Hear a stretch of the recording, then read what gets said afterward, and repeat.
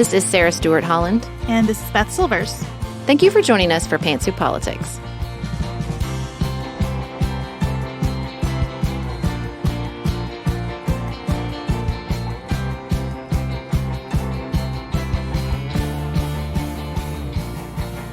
Thank you for joining us here at Pantsuit Politics, where we take a different approach to the news. Today, we're going to be catching up on a variety of news stories and sharing some audio we recorded while we were in Paris for Beth's birthday last weekend. Of course, we'll also be sharing about the trip in more detail at the end of the show, so stay tuned for that.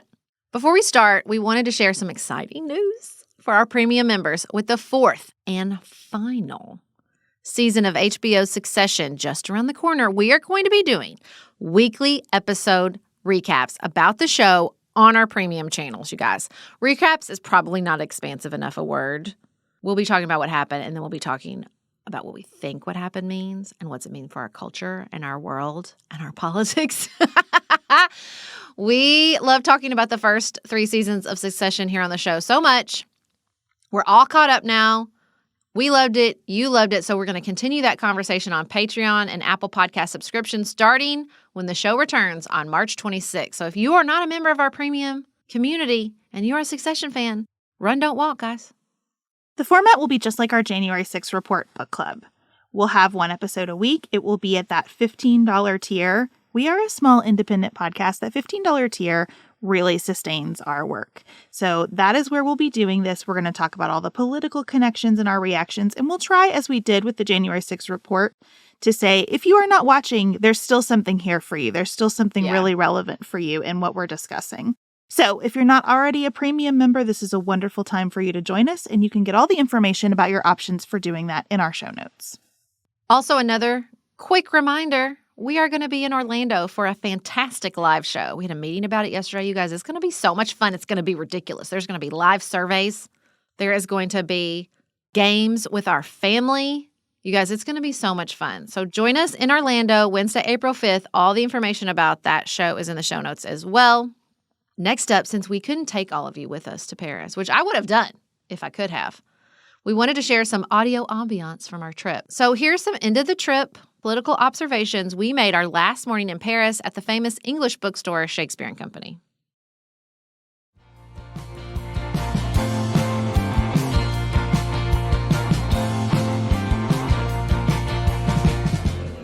Bonjour. Bonjour. Should we tell the people where we are? We are in the bakery at Shakespeare & Company. Yes, it's our last morning in Paris. We are here on the left bank, is that right? Yes. With the artists and the revolutionaries and the writers. The writers, the dreamers. The dreamers. Steve's described to us. We had the best of intentions to record a bunch of these throughout our trip here, and we didn't. Well, there was a lot of eating to do. It's true. And a lot of shopping and a lot of walking. Yeah. And then more eating and more shopping and more walking. Yeah. We went in some churches too, guys. Don't worry. So many churches. We've seen so many beautiful things. This is the problem with Paris. It's visually overwhelming. Yeah. There are no places to not look. Well, this was your first trip, so how did you like it, and why is it now your favorite city? I don't know that it's my favorite city yet, but I have really enjoyed it. You are an excellent tour guide. Thank you planned you. the best trip. Thank gave you. Me the best birthday gift. I think it is stunning. You can feel the richness of the history and the culture and the art everywhere. I totally see why it's your favorite city, because every single thing is like, we'll put a little extra time and effort and money and thought and whatever it takes to make things special. We should not have anything that's not special, and that is very you. Yeah. Yeah. I told you on our way over here, I was like, I love them. They're not strivers. The French aren't It's not that they don't strive for beauty or perfection, honestly, but the culture is not like life is to be lived. That's what we're here to do. We're here to have the best cup of actually, their coffee's not that great. No offense, French people. I love you. We're here to have the best croissant. We're here to see the most beautiful painting, to listen to the most beautiful music. Like, that life is to be lived. That's what I absolutely love about that. And in that vein, we noticed something. You and I both noticed something about the first day we were here, which is related. Not a big news and politics culture here, even though they're about to have a national strike tomorrow, the day after we leave. We have not noticed like that sort of immersive news environment that exists even in places like Paducah, like where there's 24/7 cable news all the time. And even New York, there's like a newsstand everywhere. That's not what we've noticed here. Yeah, it's really nice to be in a place where there isn't a crawl always, where you can't just look around and constantly see what's happening. And I think the strike is interesting, and the deep history of French political participation and revolution is interesting because you get all of that without the constant churn of what tiny little thing is happening every second of the day. I have no idea what French Twitter is like. You know, there could be a whole ecosystem that we're not seeing. But it is really nice to just walk around and not have it in your face all the time. I mean, like New York, you don't escape the news situation for like a millisecond. And I just feel like, you know, maybe it's the culture of strike versus the culture of activism. You know, strike has an end. Strike has a goal. We're going to strike this long. This is what we want. It's very like finite in time. So it doesn't expand and become a part of everything in the way sort of I think activism can do that. Yeah, I mean, we've seen a little bit of graffiti, you know, a couple of labor posters, but for the most part, there is a lot to look at everywhere, and most of it has nothing to do seemingly with politics. Yeah, we saw one sign on a mantra about a school that it said, "Stop the hemorrhage." It was like closing classes. Oh, we saw a communist graffiti at a Labor Party headquarters. It wasn't graffiti. It was like what they painted their like big closed down garage door thing with. And, you know, we've seen a couple newsstands, but not that many. And I don't even know if they have 24-hour news here. I don't know if that's like a thing. Yeah, I don't know. I mean, we haven't seen any TVs either. No, There's not a TV in our Airbnb. No. We haven't. I mean, I can't think of a TV that we've seen since we've been here. Yeah, I wish that the no TVs in restaurants where everybody faces out onto the street. Like, I love that. I wish we had more of that. I hate going to restaurants where it's a wall of televisions. It's not my jam. It's not like they don't love sports here. They love sport. They love the soccer. They love the World Cup, but they don't have bars full of televisions. Yeah, it is nice. It has been so nice to escape the screens. Still, you know, everybody on cell phones, which has kind of made me like sad. I'm longing for a place where everyone's not on a cell phone the whole time. But it is lovely. It's really nice. It's cold. It's cold. But we've had great weather. It hasn't rained. It's just been cold. Well, I do feel like people are on their cell phones, but I also feel like even in the restaurants, there are more people in conversation than I feel like there are in American restaurants. And American restaurants, we're more on our phones, even when we're sitting across from each other. You don't see that as much here. Yes, I have identified 48 degrees as my peak temperature. This is what temperature I want it to be all the time. This is what I like to exist in. 48 degrees. It's a very small window. That's about right for me. The other thing I noticed, just first impression, I have not thought through this, but I love not being in a tipping culture. Yes. It is a totally different experience to be in a restaurant where you can tell the goal is not to just turn over the tables. Yeah. It's sit as long as you like. Yeah. You know, you're here until this brunch is out until noon. And everyone it just feels much more egalitarian to not have the tipping culture be so prevalent. Egalite. Well, and I just think that it's exhausting. It's like decision fatigue right now in America with the tipping and should I tip and how much tip and because you get it with everything now. So just to have that eliminated is so nice because it is exhausting to have to constantly be thinking through that and deciding what to do. And it bothers me not at all to pay more for the food. No. And not have that decision on the other end and to not think about the person on the other side of this equation and how much they need me to tip for this to be worth their while. Well, I kind of was hoping for like at least a day of rain so that we could be like, oh, our 40th birthday do-over, it rained, so we probably need one more. Sadly, it didn't rain. I do think I feel much better about turning 40 during the pandemic now. I really feel like we've just more than made up for that. We've blown it out, that's for sure. We blew it out. It's about as spoiled as we could possibly be over the past couple of days. That's what it's so beautiful here. If it's not on your list, Maggie said she never wanted to go to Paris until now.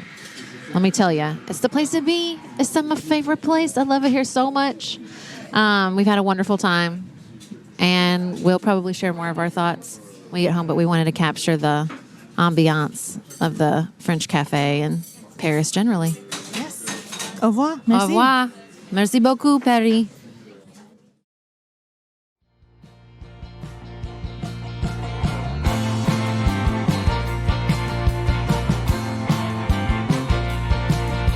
So, Beth, we flew out after recorded that little vignette on Monday morning, which was just in time because France began a national strike on Tuesday. I know. It's so funny. We're like, it doesn't feel very political here. We could have waited 24 hours. It's so true. I watched a report from a French news station this morning, and the reporter was standing in a spot where we had been. I recognized the spot where she was standing.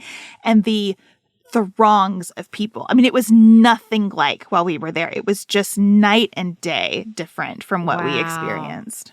So it started on Tuesday. It continues today as we're recording on Thursday.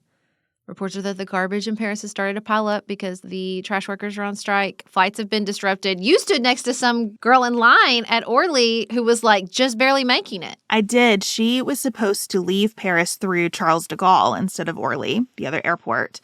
And her flight got delayed and then canceled.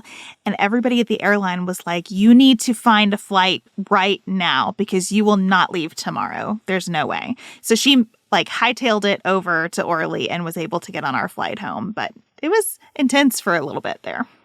And I read this morning that protesters even got into the Louvre where the Mona Lisa was. The energy workers at Total Energies have voted to halt production. They were just disrupting shipments, but now they're halting production.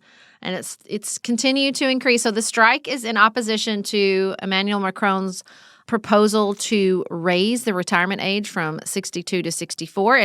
There was a really great article in the New York Times that this is seen as a lifestyle, this sort of balance of work and life in French culture. Macron is arguing we're not going to be able to pay for everybody, guys. We got to do something. But they're not having it. They're not having it with this national strike. I was reading about this in the Washington Post this morning, that French workers are extremely frustrated with the European and American criticism that these workers are lazy and that this is just a lifestyle issue for them. Who said that? That's rude. The theme of this piece was that French workers may have more time off than just about anybody in the world, but when they are at work, they are working. And I observed that with my eyes. I did not see a single person standing around anywhere. The service is over the top good everywhere you are. And that is true, as we said in our opening, without a tipping culture. Every store we went to, the people in the store were extremely attentive, sometimes aggressively attentive. We saw people cleaning windows and sweeping the streets. So I think that they have a point, that this idea of the French just hate work is not true. And French burnout rates are pretty high among workers. There are a lot of complaints about working conditions in France. So I think there's a lot more going on here than an extension of 2 years. It's a vehicle for expression of other concerns. And it's not a debate unique to France. Mm-hmm. Joe Biden just released his budget. Congress is debating Social Security. Well, they say they're not. Republicans say it's off the table, so we don't need to debate it. But, this idea that, people are living longer and the systems we set up to fund and protect them in old age are being strained is not unique to France. The piece of this that interests me, especially after having just visited and being sharply aware of what a different culture we're talking about from American culture. So I feel more cautious than I might normally about not projecting my ideas of what's happening onto the situation. The piece that stands out to me is that we so often talk in America about voting with our dollars. And I just think watching people vote with their labor on such a widespread scale is fascinating as a strategy. And how sustainable is that? How sustainable is it to vote with your labor around something that is probably going to be rammed through the national legislature? I'm interested in how effective this is. I would not be surprised if it fails. And I do think that organization, that action-oriented organization, is something we could learn from the French. I think it's very powerful, and I think we miss that a lot in American activism. We have marches, but we don't have demands, right? Which is probably a good transition into another piece of news we wanted to talk about, where there was a demand and it was met, which is the death of Breonna Taylor.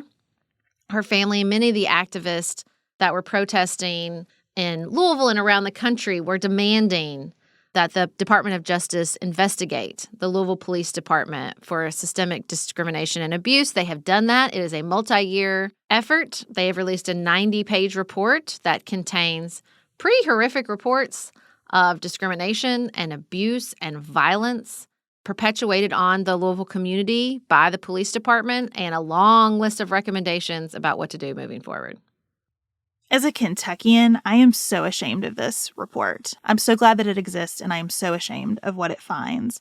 The overt racism. The fact that this report shows that officers' racist words translated into racist action over and over and over again, it just makes me feel ashamed. And it's not something that I see in my everyday life in Kentucky. I live in a place that is more similar to Louisville than lots of other parts of Kentucky, and it makes me wonder what all I'm missing and makes me wonder what I need to do to tune into that reality more effectively. I am very grateful that the Attorney General himself put his hands into this report and into sharing its findings. Merrick Garland has a lot of irons in the fire. It would have been easy for him to delegate this out to someone else. But the fact that he personally revealed the findings of this report, I think sends a really important signal. And I'm just saying, like, bring on the sunshine here. Out with it. Whatever it is, it's terrible, but out with it. And I'm happy to see that for the protesters who have been so committed in their efforts to sustain these efforts around Breonna Taylor's death. I'm grateful to see that there are outcomes in Memphis changing because of Tyree Nichols' death. I'm grateful that the Department of Justice is involved there as well. None of this is fast enough, and it's probably not going to be good enough, but it is something, and it is something being done by people at the highest levels of the Department of Justice, and I'm grateful for that. Yeah, I mean, I included it in the good news brief, and I said, look, it's complicated. Is there any good news in this report? Besides the fact that they do say the police department has already started to make reforms, eliminating no-knock warrants and having like a mental health crisis team available, and that's good. And I think if I was a family member of Breonna Taylor, calling for this and feeling like, okay, so at least it's out. And I can't control everything, but I did everything I could to make sure that her death at least exposed that this is not an isolated incident. Just specific examples inside the report are so heartbreaking. And I think you're right. I mean, they are shameful. And I kind of got in my head this morning just so angry at the Kentucky legislature that they're spending all their stupid time harassing trans people when we have issues like this in the state of Kentucky. You know, it's frustrating. And I thought it was interesting to read through the recommendations. And I thought about that article I read from the D.C. police officer present at the January 6th, where he says, like, the training is the same and all the work is different when it comes to the police. And, like, oh, my God, every recommendation, training, increased training, change training. There was a lot about internal affairs. There was a lot about supervision. There was a lot about citizen oversight. But there's a lot about training. And I can't help but look at a report like this and think, are we going to train our way out of this problem? It's sort of how I feel about teen mental health. Is the answer that every teenager needs a mental health professional? I don't know. Like, sometimes I feel like we let the sunlight in and we're not honest about, we don't know how to fix this. We're going to try some things, but we don't know how to fix. This is a big problem. And fix is probably not even available to us. It's not a verb I think we should often use when it comes to policy, public policy, criminal justice or otherwise.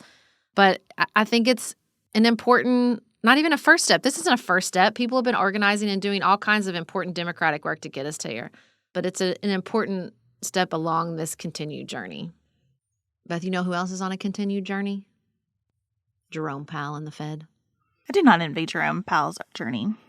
I do not. We talk for a living. I have to be careful with my language all the time. I told you this over Christmas break. I learned that I am, in fact, a closer at Taboo because the part of my brain that has to be careful to articulate clearly but not say certain things, highly evolved. Nothing compared to poor Jerome Powell. Every word he says is like markets rise, they fall, billions of dollars. But, I mean, I think the takeaway is he said, we're not done here. We're not done. Inflation's not over. We're going to have to raise interest rates, maybe even quicker than last time, which I think was a pretty consistent critique that they were a little slow on that. But I feel confident. When I hear Jerome Powell come and testify, even if I am worried about the impact of increased interest rates, I feel confident that his hands are on the wheel.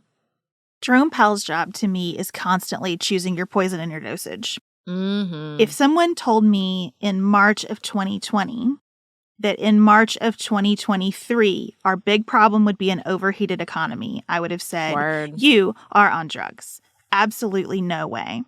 And so the fact that they have managed this and chosen the poisons and the dosages that they've chosen so far, it feels like a miracle to me. It is not perfect. It is not good. There are problems. But to be where we are today, when you think about where we could be today, given the effects of the pandemic, my hat is off to him. And I do feel a tremendous amount of trust. And the senators who were grilling him on job losses that could follow an interest rate increase are right. It is pick your poison and pick your dosage. And he is aware of that. And he is right when he says, but if we don't, look what could happen. And so I just have a lot of grace for that job, a lot of grace.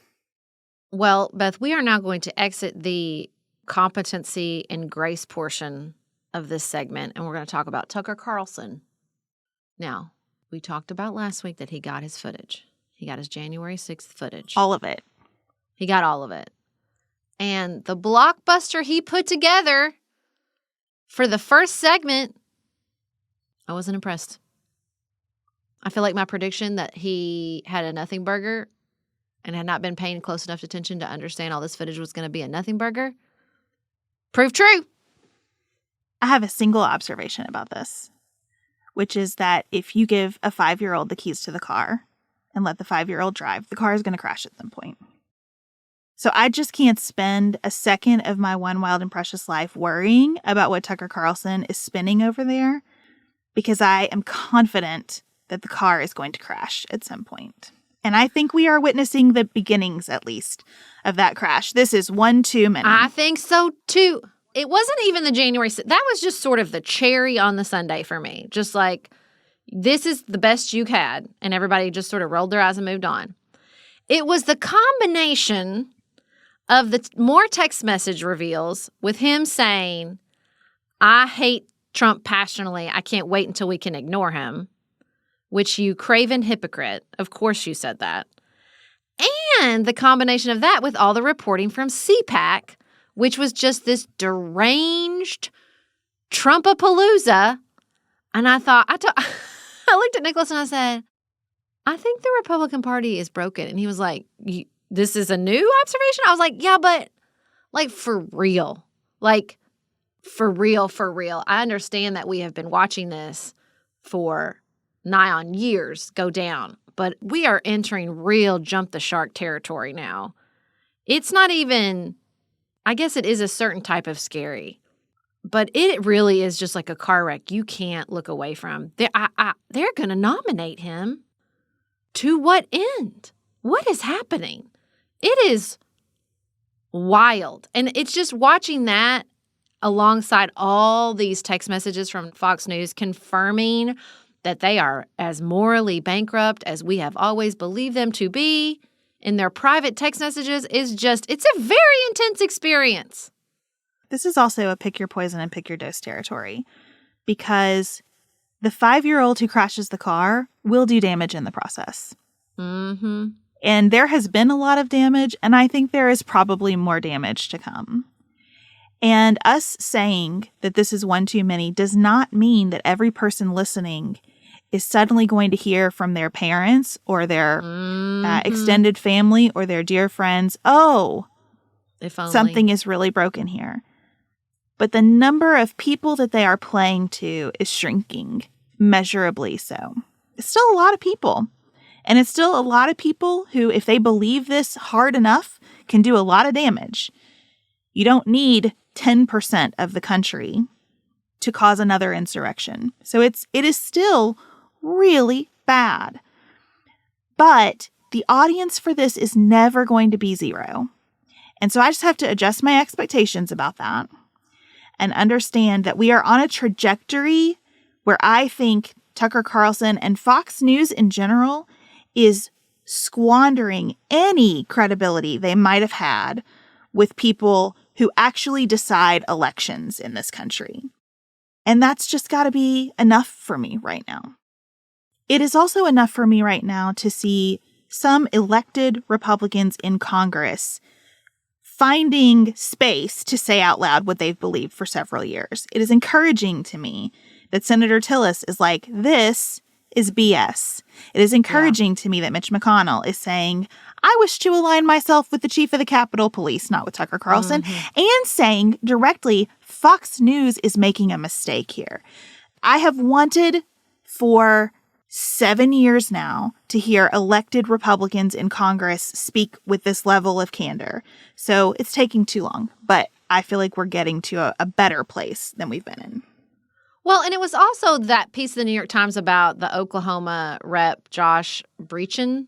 That was kind of like another layer on this salad for me when they were reporting about like what people were saying to him at town halls, that Joe Biden is a traitor, that we are going to have to cut things and just live through the pain because we're borrowing from our kids, just, absent of the reality of how the American financial system works, that I thought, when are you guys going to exit this bus? Because there are Republican representatives and senators doing good work right now. Absolutely. We've talked about it on this show. They're doing some like bipartisan work. They are trying. And I'm like, when are you guys going to look around and think like maybe this gerrymandering into oblivion is a bus you might want to turn around? I don't know. Maybe it's time. Maybe you are seeing that you can get work done and you can do your job, but not with Marjorie Taylor Greene running the farm. I just kind of want to be like, guys, hey, it's not too late. I mean, in a lot of ways, it is too late. It's probably too late for 2024. You guys are not going to nominate anybody reasonable in 2024. Because I just keep reminding myself every time we're like, wow, it's really late and Joe Biden hasn't made an announcement. Wow, it's really late. And also only Nikki Haley has, what's happening? But all this like banana pants reporting from the fringes is just, it's really piling up at this point. And to a point where it's like, is it the fringe? I don't think it's the fringe at the center of the Republican Party organization, not the leadership, not the reps, not the Senate. The state parties, just like on the ground, I don't think that's the fringe anymore. And that is going to end badly, if it hasn't already. Because the vast majority of people don't like to be in small rooms. So if the room to whom Tucker Carlson is speaking shrinks, a lot of people are going to want to get out of that room. And that includes elected leaders, but it also includes voters. We like to be in big rooms. We're social creatures. It's just a truth of who we are. And if that room keeps getting smaller, it will keep the people in that room feeling even more justified and more righteous and more hardcore. But it will make other people look for the door.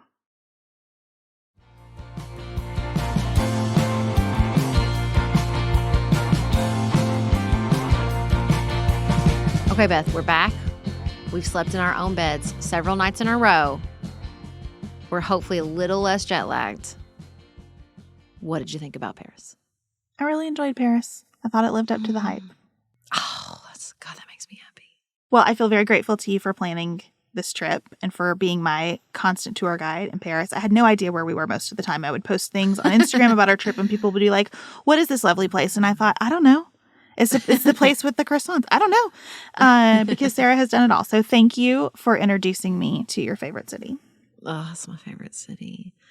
That makes me so happy that it lived up to the hype. That's why I love it so much. My sort of travel rubric is, do you feel like you're in a movie about that place? That's why I like New York City at Christmas time, because I do. I feel like feel like you're in the movie, and that's how you feel the whole time you're Paris. Even on the subway, you're like, this feels like a movie. It just is the most beautiful place. And, I told you before we left that I even like it when they're snobby. We were walking around one time, you guys. Oh, God, it was so good. And there were these two young French people behind us going, thank you, and then like mumbling in French and laughing. And I thought, I even like you when you're snobby. I love you so much. You have a right to be snobby. It's a great place. You should feel superior. I think most of what I have heard about Paris proved to be true on this trip. That it is filled with amazing art and amazing food. And I love the sort of mandatory politeness. I like being expected to say good day and goodbye and thank you constantly. I roll in politeness. I loved it. The formality. It's great. And compared to other European cities that I've visited, is it a little dirty? Yes. It's not dirty to me compared to like Chicago or New York. But compared to Lucerne, Stockholm, yes, it's a little filthy in the streets. I felt like it was a very immersive experience, in part because the architecture, the way that all the buildings are about the same height and the streets are very, very narrow. So it's almost like you're just in a little labyrinth the entire time that you're there. But the labyrinth beautiful maze is filled with dogs and scarves for scarves and just beautiful things, you know? So it's kind of a nice maze to be in. Well, and I do think that Paris is intimidating. Obviously, not a lot of people speak French, although let me assure you, most Parisians speak some English. We encountered, 2 people who really didn't speak English at all, especially in the restaurants and the department stores and the shops. Like, do not worry about that. But the way the city is organized, understanding the neighborhoods. Yeah, there's a learning curve. And that's what was so fun about this trip. It was the opposite of your experience in that it was the first time I've been in Paris where I really felt my bearings. Mm-hmm. Like, I went in high school and then I went like almost 10 years later in 2009 with Nicholas. And then I went like a little over 10 years later with my family. So it had been big, huge amounts of time in between. And so this was the first time that I'd come back quickly. We stayed in the same place that my family and I stayed in this summer. We ate at a couple of the same restaurants, which is a testament to my Enneagram 1 ability to have some flexibility, because there is a part of my brain that's like, never eat in the same place twice in Paris. But I love these places, and it was great to like feel like I knew what I was doing and knew where I was moving. It's so much more enjoyable to feel like you understand the city and you kind of like you're working your way around it and you get it and you know where you're going. It is the most magical place. The food is as good as you think it is. They love their chocolate there. They love their bread there. They live for it. They love a sauce. We never got snails for you. I'm so sad we didn't do that. Escargot is my favorite, and I'm sad we never made that happen. But otherwise, the food was incredible. The people watching is unparalleled. Especially we were there during Fashion Week, and so I thought we were catching some fun glimpses. So the people watching is incredible. The city itself is beautiful. It's existed for 2,000 years, as we learned during Rick Steves' talk about Notre Dame. And, the language is beautiful, even when you don't know what they're saying, even when you know they're making fun of you. Still enjoyable to the ear. It is. And we got to see all the cliches.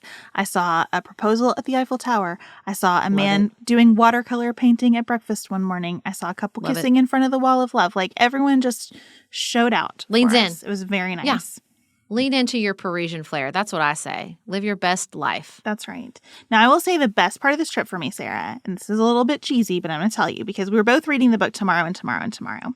I finished it on the flight home. And part of what I love about this book, which was also very hyped, is that I think it helps me understand better relationships I've had where you have this incredible collaboration with someone, where you are so good at working with that person.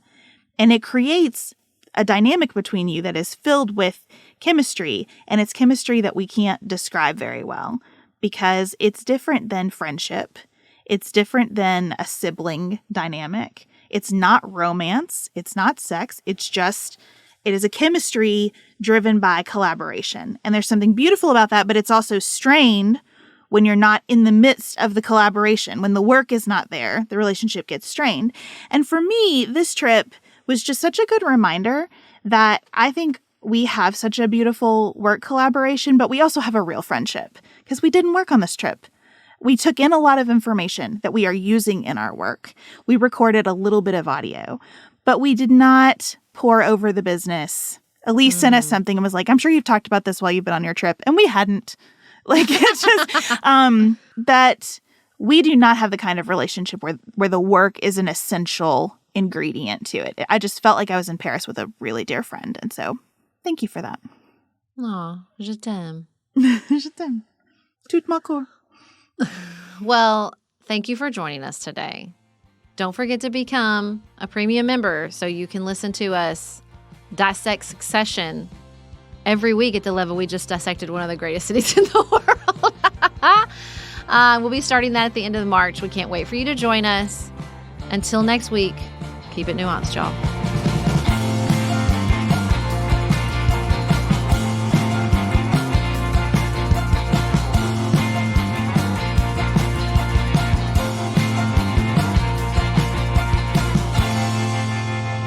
Pantsuit Politics is produced by Studio D Podcast Production. Elise Knapp is our managing director. Maggie Penton is our community engagement manager. Dante Lima is the composer and performer of our theme music. Our show is listener-supported. Special thanks to our executive producers. Martha Brunitsky, Allie Edwards, Janice Elliott, Sarah Greenup, Julie Haller, Helen Handley, Tiffany Hassler, Emily Holiday, Katie Johnson, Katina Zuganellis-Kasling, Barry Kaufman, Molly Kors, Catherine Vollmer, Lori Ladow, Lily McClure, Linda Daniel, Emily Neasley, The Hutchins, Tawny Peterson, Tracy Putoff, Sarah Ralph, Jeremy Sequoia, Katie Steigers, Karen True, Annika Uvaline, Nick and Elisa Valelli, Amy Whited, Emily Helen Olson, Lee Shea McDonough, Morgan McHugh, Jeff Davis, Melinda Johnston, Michelle Wood, Joshua Allen, Nicole